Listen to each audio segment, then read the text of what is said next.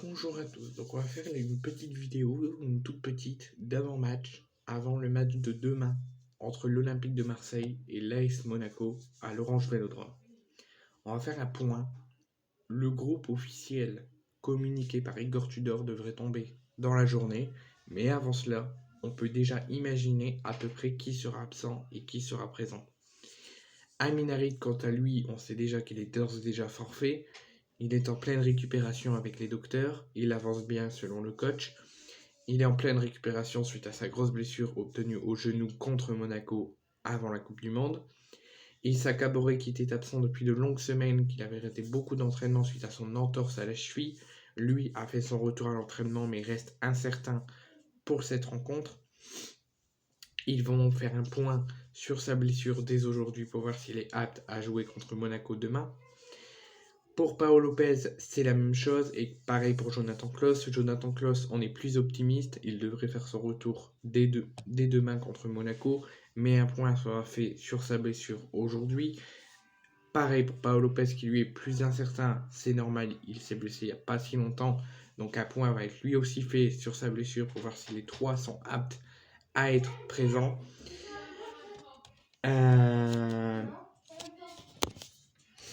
Donc, on refera mieux le point quand le groupe sortira, mais dans la grande globalité, c'est ça. L'infirmerie est pas trop remplie. Il n'y a que Harit qui est toujours à l'infirmerie. Kabore, Pau Lopez et Klaus sont à l'entraînement, sauf Pau Lopez qui est à l'infirmerie. Les trois sont incertains, mais pourront potentiellement être présents. Donc un point va être fait pour leur part dès aujourd'hui, mais on fera mieux le point quand le groupe sortira. Mais il y aura des vérifications de blessures aujourd'hui pour voir s'ils sont aptes à jouer contre Monaco. Deuxième point, on va faire le point sur l'historique entre l'OM et Monaco, pas depuis que ça a commencé que l'OM et Monaco se sont affrontés, mais depuis 2020. 2020, l'OM s'était imposé, alors je ne sais pas si c'est en championnat ou en coupe, mais je pense que c'était un championnat, l'OM s'était imposé 2-1 contre les Monégasques. En 2021, l'Olympique de Marseille s'était incliné à Louis II 3-1. Toujours en 2021, là je pense que c'était en championnat et avant en coupe ou l'inverse, l'OM s'était imposé 2-0 à Monaco, donc l'OM avait pris largement sa revanche. En 2022, l'OM s'était incliné 1-0 au Vélodrome et plus récemment, juste avant la Coupe du Monde, l'OM s'était imposé 3-2 au stade Louis II. Pour conclure sur l'historique, l'OM compte 3 victoires contre Monaco, toutes compétitions confondues, que ce soit en coupe ou en championnat. Pour Monaco, seulement 2 victoires, en tout cas, je compte vraiment depuis 2020, mais il y en a plus si on compte avant. Mais depuis 2020, l'OM compte 3 victoires, toutes compétitions confondues contre Monaco. Monaco en compte 2. Et pour l'instant, on fait un point sur aucun match nul entre Monaco et l'OM, en tout cas depuis 2020. La composition probable de l'OM, en comptant les éventuelles absences, ceux qui tournent sur les différents journaux sportifs. En cas de forfait de Pau Lopez, ou que Pau Lopez est présent mais ne peut pas jouer, ça serait Ruben Blanco au but. On s'orienterait vers une défense à 3 entre Chancel Mbemba, Gigot et Leonardo Balerdi. On commencerait par 2 pistons, Under et Nuno Tavares. On tournerait vers un 2 milieux Rongier Veretout, avec 2 attaquants, 2 ailiers à peu près qui soutiennent Sanchez, Malinowski et Guendouzi, et Alexis Sanchez en pointe. Donc on tournerait vers à peu près l'équipe type, sauf le changement avec le gardien, donc Pau Lopez, qui est très incertain. Ma composition que je mettrais si j'étais coach de l'OM demain soir contre Monaco. Déjà, si Pau Lopez est apte et nous dit qu'il est apte à jouer, moi je le mettrais directement titulaire. Mais à risque qu'il aggrave sa blessure, je le mettrai sur les bancs et je mettrai Blanco s'il est présent. S'il est forfait, je mettrai Blanco.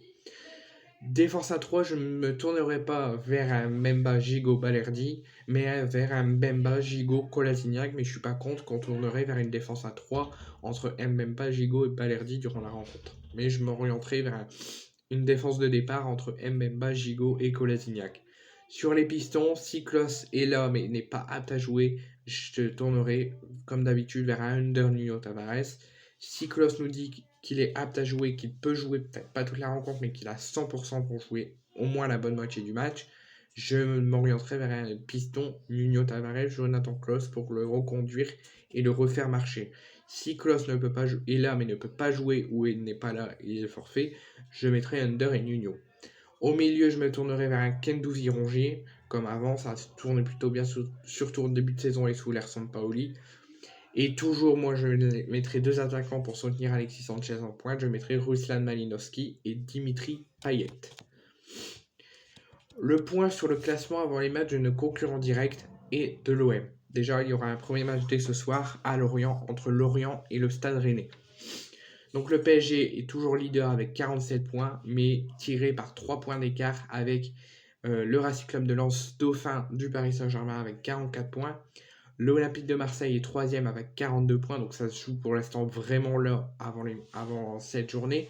Monaco et Rennes qui s'approchent un petit peu du podium, donc là les 3 de devant ne devront pas perdre de points à risque de voir les autres revenir. Monaco est 4e avec 37 points, donc on aura vraiment un derby, un duel entre l'OM et Monaco, entre le 3e et le 4e. Rennes est 5e avec 37 points. Le LOSC est 6e avec 34 points. Lorient est clairement son 7e et 8e avec 32 points et 28 points. Les équipes sur les 8 premiers qu'il ne faut pas sous-estimer, c'est Clermont. Malgré qu'ils pourraient éventuellement retomber dans une spirale négative, ils peuvent très bien revenir. Et là, ils sont quand même 8e avec 28 points. Ils sont largement en dessous de toutes les autres équipes. Mais ils pourront très bien mettre un coup d'accélérateur et aller choper l'Europe. Donc Clermont peut encore jouer l'Europe malgré qu'ils sont très loin des places européennes. Donc il ne faut vraiment pas les sous-estimer.